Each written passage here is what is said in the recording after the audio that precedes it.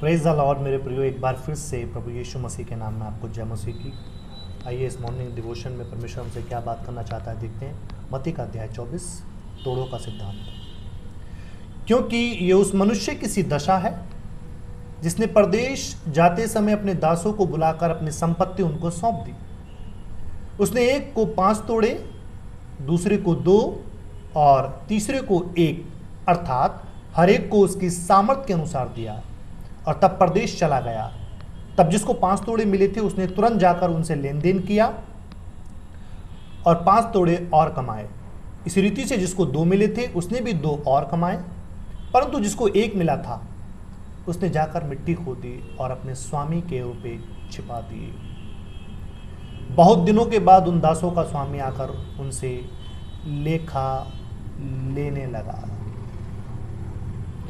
मेरे प्रियो, ये पैसेज में पूरा नहीं पढ़ रहा हूँ, आप घर पे पढ़ लीजिएगा, बहुत लंबा है।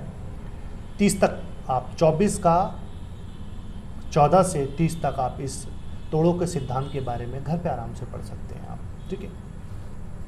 यहाँ पर आप 4 व्यक्ति देखते हैं।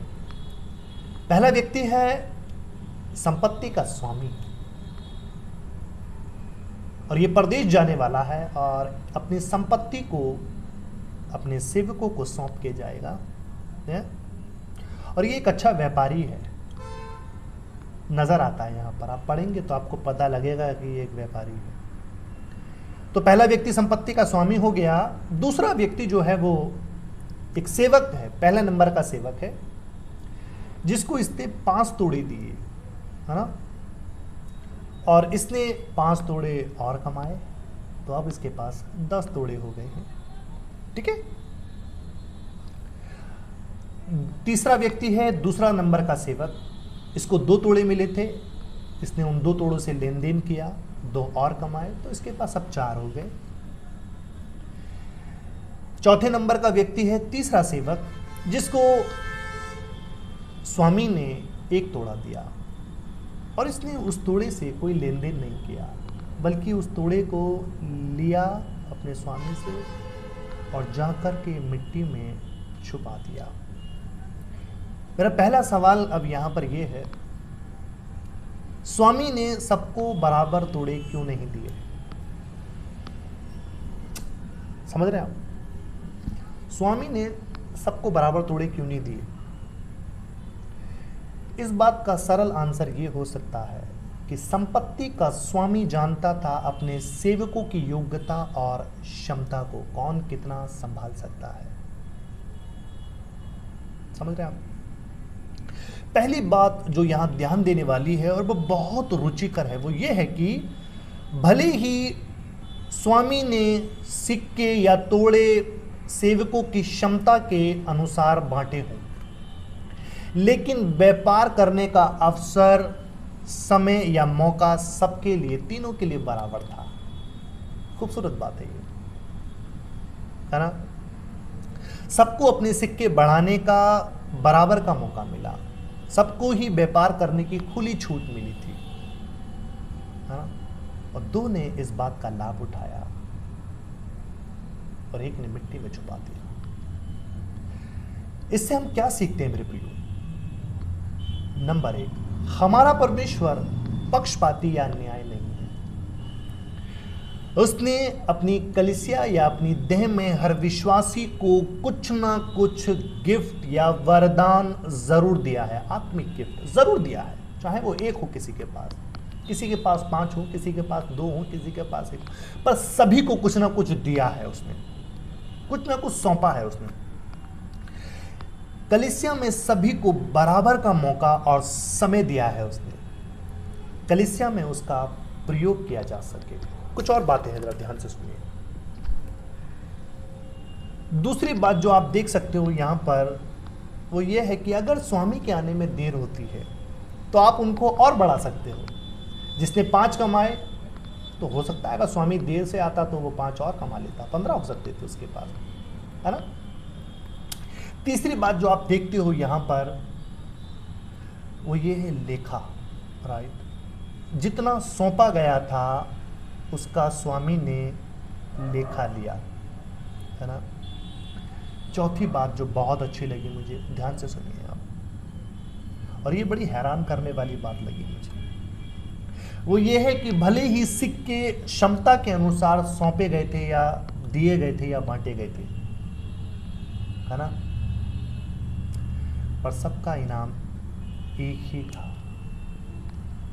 जिसने 5 कमाए उसको भी उसने कहा, धन्य है विश्वास योग्य दास, तू थोड़े में विश्वास योग्य रहा, मैं तुझे बहुत वस्तुओं का अधिकारी बनाऊंगा। और ये सेम बात उसने 2 तोड़े वाले से भी कही। मतलब साफ है कि 1 तोड़े वाले को भी वो यही बोलता। ये बहुत खूबसूरत बात है, आप इसको पढ़िएगा और आप देखिएगा, आप खुद से मनन कीजिए इस बात पर। अब जरा इसे ध्यान से सुनिए, क्यों ऐसा हुआ कि इनाम सबके लिए बराबर था? क्योंकि इनाम हमारे कामों का नहीं था, उनके कामों का इनाम नहीं था, इनाम था उनकी विश्वास योग्यता का।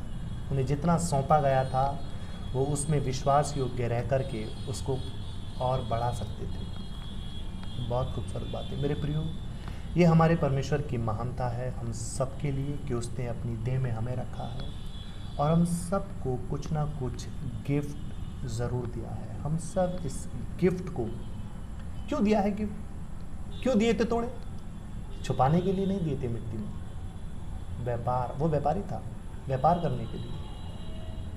यीशु ने भी कहा मैं पिता के काम में लगा हूँ। यीशु पिता के काम में लगा था, हमें भी यीशु के काम में लगना है, तो बढ़ाने के लिए दिए थे। वैसे ही आपको और मुझे, कलीसिया में जो भी इस संदेश को सुन रहे हैं, हम सभी के पास कुछ ना कुछ है। आप खोजिए आपके अंदर क्या है। अगर आपको पता लगता है तो आप विकास कीजिए उसका, विकसित कीजिए उसको कलीसिया में, प्रैक्टिस कीजिए कलीसिया में, अभ्यास कीजिए उसका और फिर यूज़ कीजिए कलीसिया में उसको बढ़ाने के लिए। मौका सबके पास कलीसिया में, टाइम सबके पास बराबर का है।